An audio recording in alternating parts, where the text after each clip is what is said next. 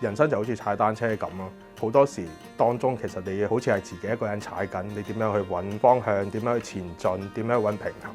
但係當你知道其實你踩嘅過程當中，其實仲有好多人同你一齊踩嘅，咁喺呢段路上面你就會踩得安心好多，輕鬆好多。大家好，我係程俊豪，我係2007年香港科技大學電腦工程學系畢業，而家係 LocalBike 嘅創辦人。我對科大嘅回憶係喺入邊嘅話，全部都係啲開心嘅回憶嚟嘅。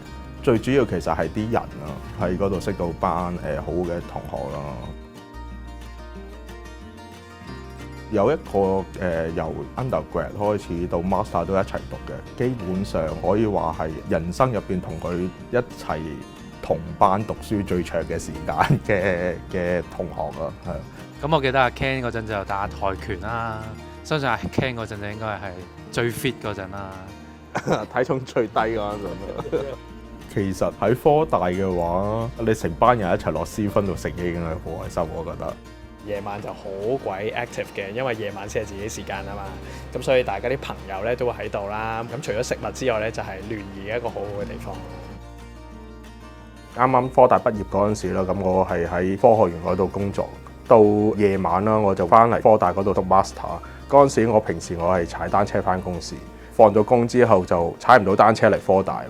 嗰陣時咧就發覺其實你想用單車去代步嘅話，其實都有好多限制喺度，所以我一直堅信香港喺共享單車喺香港嘅話係有呢個市場同埋需求喺度。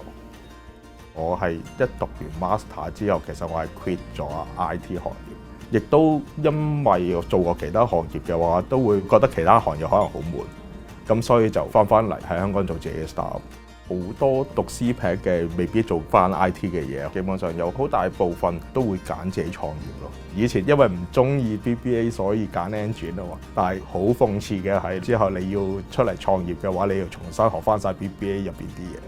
其實堅持就每個人都識嘅，但係點樣學識去選擇同放棄嘅呢個就真係人生係要學。咁有陣時我會比喻創業係好似學游水咁樣樣，咁你游水你都唔係游一落水你就即刻識游，咁你都要浸幾次，咁最重要唔好浸死啊！咁唔浸死嗰一下嘅決定就係你幾時識得嗌救命上翻岸啊嘛，再儲氣再下一次咯。而家呢一間公司都唔係我第一間公司，之前都失敗咗2次，而家 LocalBike 都係第3間公司先至開始叫做而家有啲成績出嚟。遇到啲咩困難或者面對啲咩挫折都唔緊要，最重要係有一班人同你一齊行，一齊面對。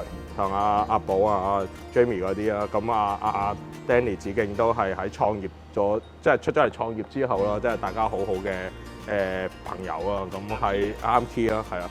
即係 CPA 裏邊真係會 keep contact 唔係真係好多朋友，但係我覺得 keep 到嗰啲都難得咯。20年嘅歷練都係唔簡單嘅，係啊。而家大家4個坐喺度，經歷又唔同，而家做到嘅成績又唔同，咁樣都完全同當時讀書嘅成績冇乜關係咯。咁反而係當時讀書，大家陪住大家嘅呢啲人都仲喺度咯，呢啲係最重要咯。